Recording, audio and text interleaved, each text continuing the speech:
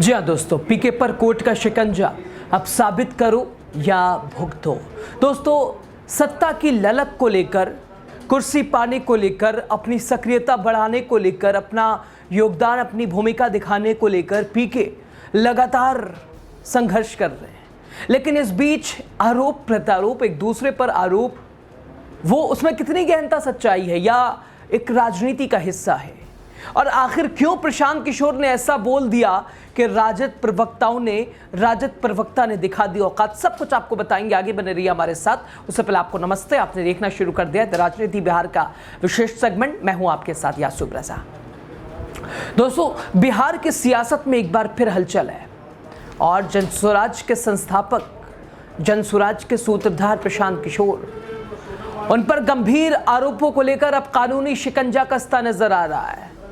हाँ, ग्रामीण कार्य मंत्री और जेडीयू के कद्दावर नेता डॉक्टर अशोक चौधरी ने पीके को भिजवाया है 100 करोड़ का मानहानि का नोटिस। जी हाँ, लगातार बिहार की राजनीति में एक दूसरे पर तंज, लगातार आरोप प्रत्यारोप। और इस बीच डॉक्टर अशोक चौधरी ने पीके को यानी करवा दिए पीके के जेल जाने की तैयारी। बड़ा सवाल है ये, क्या पीके चुनाव से पहले प्रशांत किशोर जो दूसरों पर लगातार आरोप लगा रहे हैं, किसी पे हत्या का, किसी पे कॉलेज हड़पने का, क्या खुद प्रशांत किशोर, उनकी छवि साफ सुथरी है? प्रशांत किशोर क्या खुद इस सिचुएशन में है कि वो दूसरे पर कटाक्ष कर सकें? और क्या प्रशांत किशोर चुनाव से पहले जा रहे हैं जेल? सब कुछ आगे आपको बताने जा रहे हैं। दोस्तों, 100 करोड़ की मानहानि का नोटिस प्रशांत किशोर को मिला है। हाँ, अब कोर्ट ने समन दिया है कि भाई 17 अक्टूबर को अदालत में आ जाइए, चुनाव से पहले इधर पहले हाजिरी दीजिए, उधर चुनाव बाद में लड़िएगा। यानी प्रशांत किशोर लगातार अपनी किस्मत आजमा रहे हैं, कुर्सी की चाहत ललक में। रणनीतिकार से अब यहां किस्मत आजमाते नजर आ रहे हैं। हाँ, एक बिजनेसमैन अच्छे हो सकते हैं, लेकिन शायद उन्हें भी समझ आ रहा होगा चुनाव लड़ाना आसान था, चुनाव लड़ना कितना मुश्किल है। एक दूसरे पर ऐसे आरोप लगातार, कभी जेडीयू नेता के ऊपर, कभी भाजपा नेता के ऊपर, कभी किसी के ऊपर, कभी तेजस्वी के ऊपर, कभी किसी के ऊपर, कभी किसी के ऊपर। और अब तो खुद फंस गए। और एक ऐसे शब्द का, टीवी शो में ऐसे शब्द का उन्होंने इस्तेमाल किया है जिसके बाद आरजेडी भी उन पर हमलावर हो गई है। दोस्तों, बिहार में खुद को बदलाव का एक तरह से अलंबरदार कहने वाले, झंडा बरदार कहने वाले पीके इस बार खुद कटघरे में हैं। जिन पर उन्होंने भ्रष्टाचार के गंभीर आरोप लगाए, उन्हीं नेताओं ने अब उनके खिलाफ कानूनी कार्रवाई शुरू कर दी है। बिहार सरकार के ग्रामीण कार्य मंत्री और जदयू के राष्ट्रीय महासचिव डॉक्टर अशोक चौधरी ने पीके पर 200 करोड़ के घोटाले, बेनामी जमीन सौदे का भी आरोप लगाने के मामले में, दोस्तों इस मामले में 100 करोड़ रुपए की मानहानि का दावा ठोक दिया है। यानी अब पटना कोर्ट ने पीके को समन भेज दिया कि आइए साहब 17 अक्टूबर को पेश होइए, स्पष्ट कीजिए। और अशोक चौधरी ने सफाई दी कि उनकी बेटी सांसद शांभवी चौधरी ने जो जमीन खरीदी है वो पूरी तरह वैध थी और 2021 में ली गई इस जमीन का जिक्र उनके चुनावी हल्फनामे में भी किया गया है।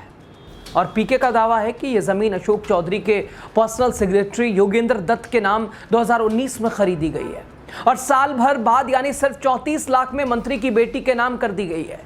किशोर का आरोप कि 34 लाख में से सिर्फ 10 लाख की पेमेंट बैंक से हुई है, बाकी कैश और बैंक डेटेड ट्रांजैक्शन से की गई है।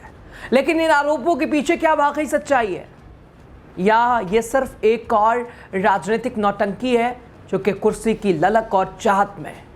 क्योंकि इनके आरोपों को सिर्फ अशोक चौधरी नहीं बल्कि मंगल पांडे, संजय जायसवाल, डिप्टी सीएम सम्राट चौधरी, दिलीप जायसवाल, सभी ने भ्रामक बताया है, सब भ्रामक बता चुके हैं। तो दोस्तों, क्या प्रशांत किशोर अपनी किस्मत आजमा रहे हैं किसी पर कुछ भी कहते हुए? क्या और खुद अगर आ जाएं, क्योंकि आज की सिचुएशन है, आज प्रशांत किशोर का हाल ये है कि किसी को मंच से ढकेल देते हैं, किसी को हटा देते हैं, यानी कुछ भी। अरे साहब, इन्हें अगर सत्ता मिल गई तब क्या करेंगे ये? सवाल ये कि अगर पीके के पास इतने बड़े आरोपों के पुख्ता सबूत हैं तो वो कोर्ट में क्यों नहीं पेश कर रहे हैं? अगर सबूत हैं तो कोर्ट में दें। चाहे वो दिलीप जायसवाल के ऊपर हो, चाहे वो मंगल पांडे के ऊपर हो, चाहे खुद अशोक चौधरी के ऊपर हो, अगर पुख्ता सबूत हैं तो कोर्ट के सामने रख दें कि भाई इन्होंने वहां फ्लैट खरीदा, उस कॉलेज पर कब्जा जमाया हुआ है, इनकी हत्या है, उनकी हत्या की है, इतना पैसा हड़प लिया है। आइए ना कोर्ट के सामने, क्यों नहीं कह रहा है?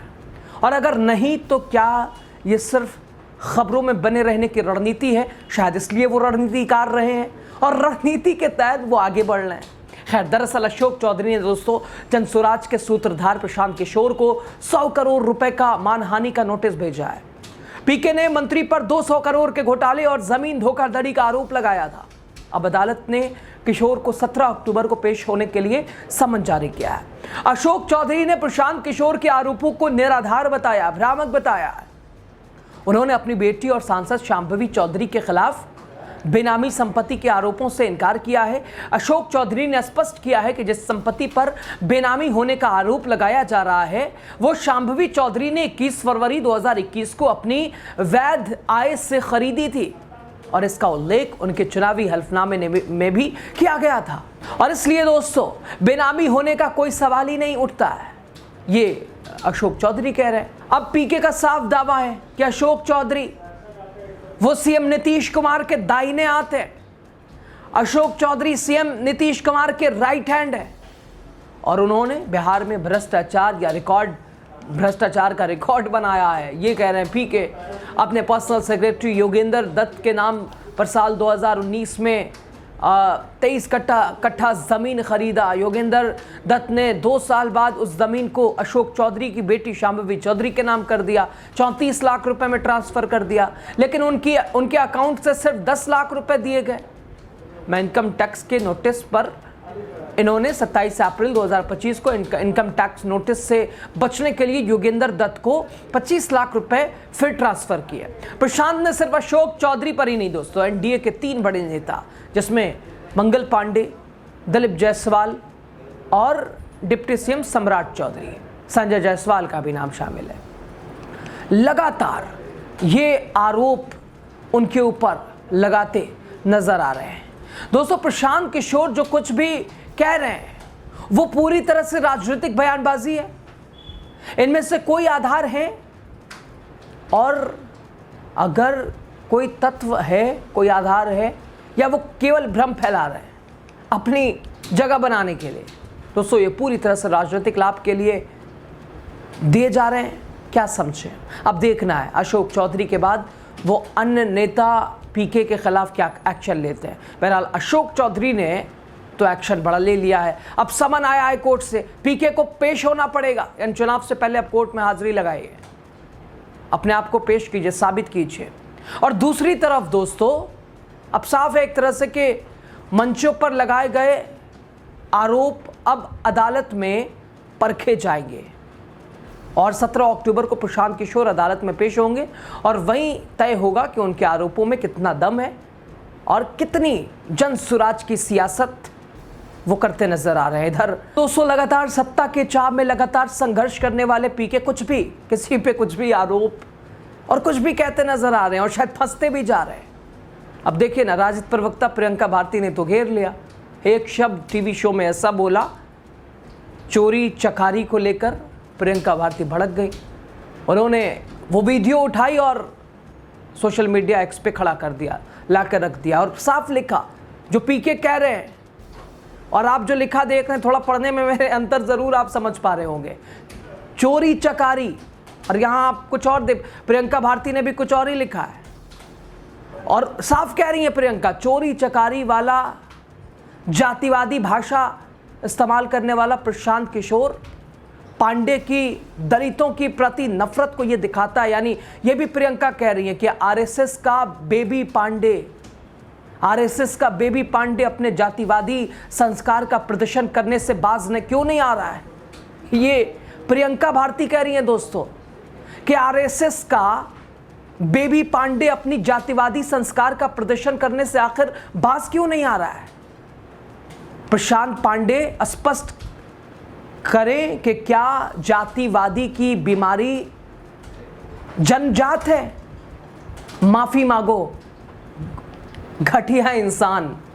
ये आरजेडी प्रवक्ता प्रियंका भारती का ट्वीट है दोस्तों। एक वीडियो भी उन्होंने जो चोरी चकारी को लेकर जो प्रशांत टीवी शो में कह रहे हैं वो भी प्रियंका ने शेयर किया है और साफ कहा है कि माफी मांगो घटिया इंसान। ये आरएसएस के बेबी पांडे भी बता रही हैं पीके को। खैर दोस्तों, पीके की क्या रणनीति है?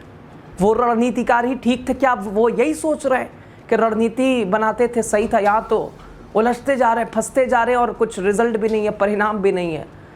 एक दूसरे पर आरोप तो लगा रहे हैं पीके, कभी अशोक चौधरी, कभी सम्राट चौधरी, कभी इसके अलावा संजय जायसवाल, कभी मंगल पांडे।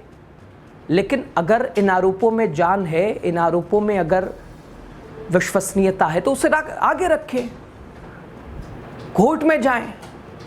किसी पे कुछ भी अपने लाभ के लिए, अपनी कुर्सी की चाहत में ना कुछ कह सकते हैं।